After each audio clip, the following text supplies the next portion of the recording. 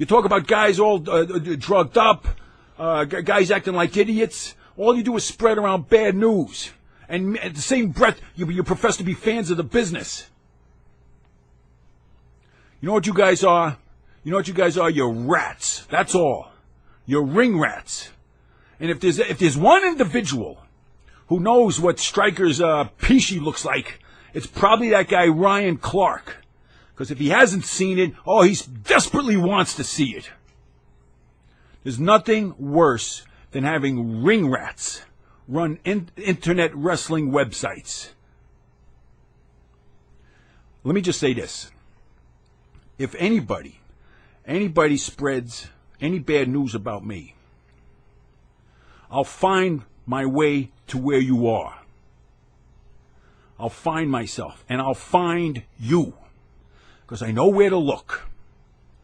Much the same way all little rats try to work their way into the locker room. I'll find you, and I'll treat you like a ring rat. I'll treat you like a rat.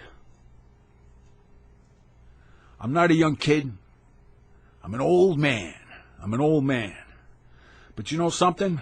I'm a little too big, I'm a little too strong for anybody to shut me up or to stop me. And you know something? I ain't afraid. I'm not afraid of getting in trouble, if you know what I mean. So if anybody wants to perpetuate any bad things about me, I'll pay you a visit, and I'll treat you like a little stinking ring rat. Now, if some of the boys would start saying this and look around the locker room, I had plenty of times, because that's where the ring rats are. And I ain't talking about the girls. I ain't talking about the girl groupies. I'm talking about the worst kind of rat, and that's these writers on these internet websites, because they hang around the locker room. Because I could imagine what their motives are. Frankly, for the most part, I know what their motives are. But they're no good. They're no good. And again, if anybody out there, listen to what I'm saying. They'll come up to you, because I've seen it over the past few months, and they'll shake your hand and they'll act nice.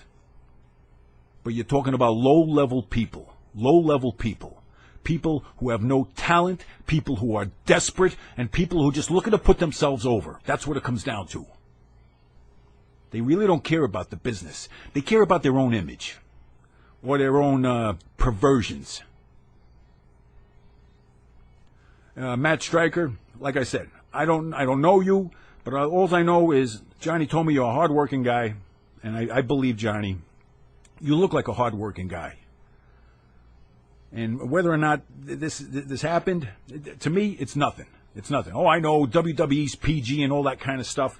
I can't see Vince McMahon being a hypocrite, allowing some of his guys. I don't know if they were under contract, but whether or not they've done it before in the past. But they've done photo layouts for that gay magazine, Playgirl. But I don't see Vince McMahon being a hypocrite.